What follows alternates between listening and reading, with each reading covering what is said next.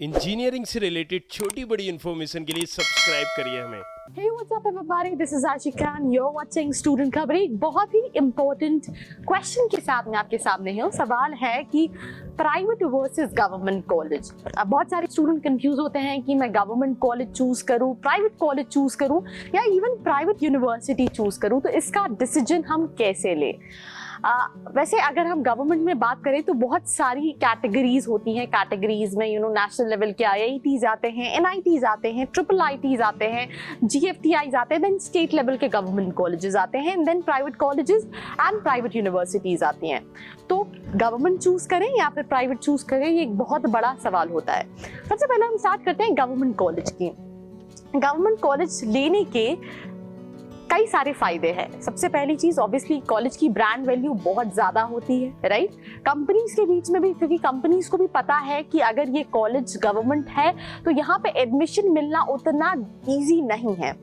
दूसरी चीज, राइट, अगर हम बात करें तो ये हो गया ब्रांड वैल्यू ज्यादा होती है। जैसे मैं आप छोटा सा एग्जांपल देती हूँ, मैंने कई सारे गवर्नमेंट कॉलेजेस देखे हैं महाराष्ट्र में, जैसे कॉलेज ऑफ इंजीनियरिंग पुणे हो गया, या फिर अगर हम बात करें भोपाल में RGPV हो गया। तो अगर आप CLC की तब बात करोगे तो पेट्रोकेमिकल जैसी सीट्स के लिए भी हजारों बच्चे compete कर रहे होते हैं इन कॉलेजेस के लिए।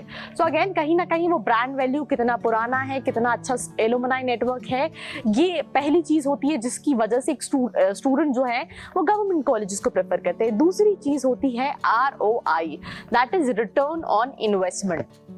अब कई सारे लोगों को समझ में नहीं आ रहा होगा what is return on investment. Return on investment is basically कि आपने कितना पैसा लगाया और रिटर्न में आपको क्या मिला। हर स्टूडेंट का प्रोस्पेक्ट अलग होता है, कुछ को प्लेसमेंट चाहिए होता है, कुछ को नहीं चाहिए होता है। बट अगर हम बात करें कई सारे कॉलेजेस का कंपैरिजन अगर हम लेते हैं, तो जैसे अगर हम RGPV की बात करें या फिर हम उज्जैन इंजीनियरिंग कॉलेज की बात करें या फिर हम दूसरी स्टेट की, तो वहाँ की फीस बहुत कम होती है। अगर आप किसी नॉर्मल प्राइवेट इंजीनियरिंग कॉलेज में जाते हो तो आप मिनिमम से मिनिमम 7-8 लाख का इन्वेस्टमेंट मान सकते हो, अगर वो किसी गवर्नमेंट यूनिवर्सिटी से एफिलिएटेड है। अगर वो एक प्राइवेट यूनिवर्सिटी है तो उस केस में तो उसका जो फीस स्ट्रक्चर है वो 20 लाख के आसपास भी चला जाता है। बट अगर हम गवर्नमेंट कॉलेज की बात करें तो आपका हो सकता है कई सारे गवर्नमेंट कॉलेज में फीस ही 30,000 के आसपास होती है, 50,000 के आसपास होती है। तो आपकी पूरी इंजीनियरिंग जो है वो कहीं ना कहीं 2 लाख में हो जाती है, ज्यादा ज्यादा 5-6 लाख में हो जाती है। तो होता क्या है कि जो स्टूडेंट कभी एनालाइज नहीं करते हैं, दैट इज कि उनको मेजॉरिटी ऑफ स्टूडेंट्स का ये रहता है कि मुझे अपने BTech के बाद गवर्नमेंट जॉब्स के लिए जाना है, UPSC, IPS, IAS के लिए जाना है, या फिर मुझे अपनी मास्टर्स प्लान करनी है अब्रॉड से, इंडिया में MBA करना है IIM से, या MTech करना है गेट दे के। तो ऐसे स्टूडेंट्स के लिए गवर्नमेंट कॉलेजेस एक बहुत अच्छे ऑप्शन हो जाते हैं, क्योंकि फीस कम है और ROI अच्छा है। लाइक अगर आपको लेट्स से प्लेसमेंट नहीं भी लगता है तो आपको ये लगता है कि मैंने पढ़ाई तो अच्छी होती है गवर्नमेंट कॉलेज में ऑब्वियसली, क्योंकि फैकल्टीज जो है वो मेजॉरिटी ऑफ फैकल्टीज जो है वो PhD होल्डर्स होते हैं। तो पढ़ाई तो अच्छी है, बस एक प्लेसमेंट एक कंसर्न होता है। तो अगर प्लेसमेंट नहीं भी होता है तो मेरा कोई बहुत ज्यादा इन्वेस्टमेंट नहीं है कि मैं अपनी मास्टर्स नहीं प्लान करता, बिकॉज ये होता ही होता है। अगर आप बहुत अच्छी यूनिवर्सिटी से भी करो तो आप या तो जॉब करने के 1-2 साल बाद प्लान करोगे कि नहीं मुझे तो अपनी मास्टर्स के लिए जाना है, या फिर right after you graduation student plan करते हैं कि यार अब मुझे अपनी मास्टर्स के लिए जाना है।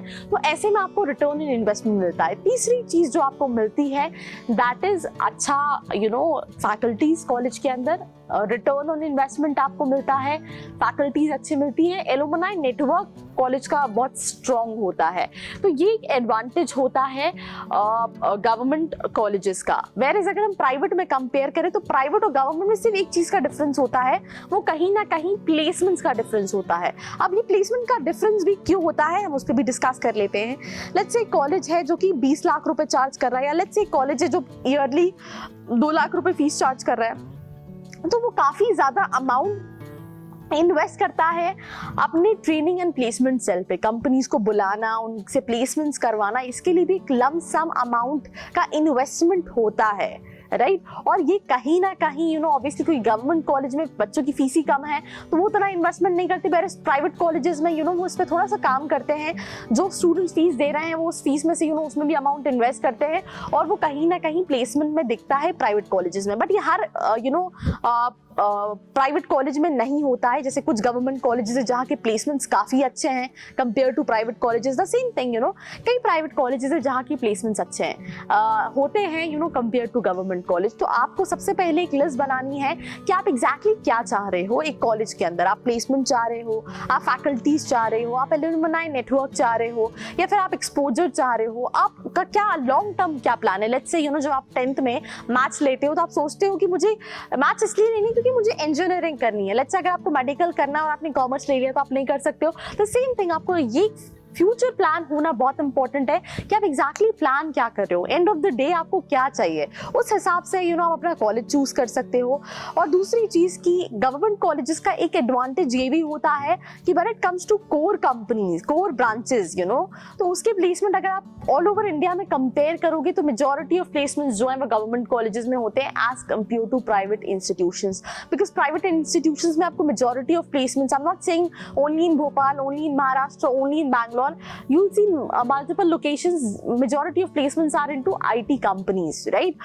So this is something what you need to understand. कई सारे स्टूडेंट कहते हैं मैं गवर्नमेंट में जाऊंगा मेरा प्लेसमेंट नहीं होगा। Trust me, I have seen so many students जो ऐसे गवर्नमेंट कॉलेजेस से पास आउट है जिनमें प्लेसमेंट था ही नहीं, बट वो स्टूडेंट्स के पास क्या फीस कम है, उन्होंने इन्वेस्टमेंट किया कि मैं कैसे प्रैक्टिकल एक्सपोजर गेन कर सकता हूँ, कैसे लेट्स से हम अगर CS ले रखा है तो हम कैसे कोडिंग लर्न कर सकते हैं, कितनी इंटर्नशिप कर सकते हैं, कितनी सारी अपॉर्चुनिटीज गेन कर सकते हैं, so that we should have opportunities and end of the day when you are completing your graduation or even your post graduation, in that case you will not be आप एक तरह से एक भीड़ में नहीं भाग रहे होंगे जहाँ पे सब आप जैसे हैं और आपको compete करना है। आप वो भीड़ से अलग होंगे, भले आप वो किसी भी कॉलेज में हो, आपके पास अपॉर्चुनिटीज बहुत ज्यादा रहेंगे, ऑप्शन ज्यादा रहेंगे, बिकॉज कंपनी को जो चाहिए that is right set of skills in a candidate, right? And if you have right set of skills, trust me, then you don't need anything, right? You don't have to run for jobs.